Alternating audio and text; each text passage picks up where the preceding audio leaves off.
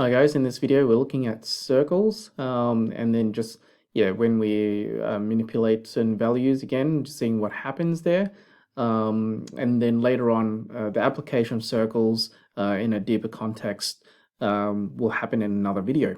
Okay, so in this case we've got x squared plus y squared equals 1. So this value here is usually, I guess, an r squared, and being the radius. So I want you to think about Pythagoras, a squared plus b squared equals c squared.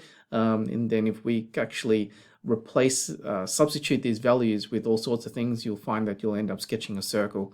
But in this case, r squared, I'm just going to make it 1 in this case, and we have a unit circle here. Okay, so your radius is 1, hitting 1 both and -1 on both of the x and y axis. If we change that value of r and we have x squared plus y squared equals 4, you'll find that this number is a squared number, just to make it a little bit easier for you. But you could enter into surds. The process wouldn't be any different, just values are going to be irrational then. So 1 squared is just 1, but 2 squared equals 4. So the square root of 4 is 2, and that's our radius, okay? So 1, 2. So in this orangey red colored circle, the radius of this circle is 2.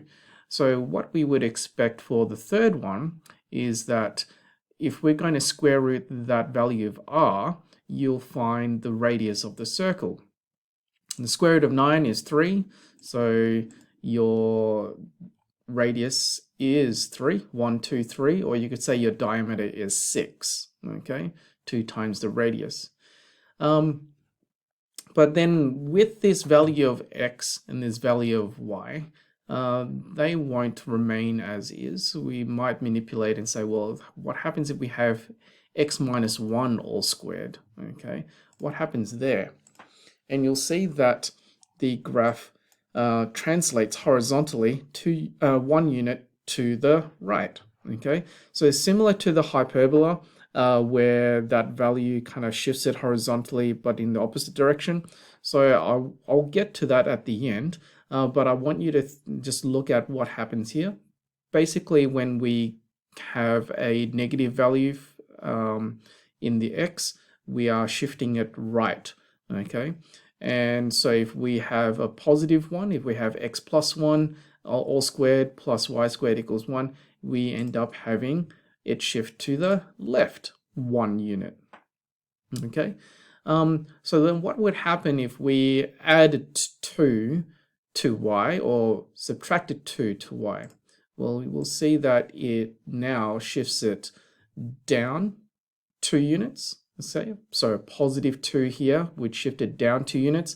So that means in reverse, a negative 2, which shifted up 2 units. Okay, so what we end up having is we end up having a horizontal translation and a vertical translation, but in the opposite direction. So let's have a look at this circle here.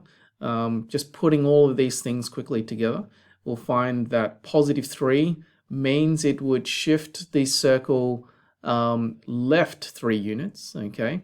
And then we have a y minus 2 all squared, so this minus 2 is going to shift the circle up 2 units. Now our radius squared is 25, so that means our radius is going to be the square root of 25. We'll have a circle that's a radius of 5 or a diameter of 10 units. So let's have a look at that, and you'll see it's a lot bigger, and in comparison to our standard x squared plus y squared equals 1. Let's start off with the radius. So going from -8 to 2 is 10 units, okay? So that means if we split it down the middle, radius is 5, so that ticks the box there. And if we look at this also, it has translated up 2 units, okay? And then if we look at the center of the circle, instead of at 0, it's gone 1, 2 units. So the center of the circle's there. And then it's also shifted left 3 units, going from 0, 1, 2, 3. So our center of the circle is actually at -3, +2. So as a rule of thumb here, I would like you to write this down as your formula: x plus h all squared plus y plus k all squared equals r squared.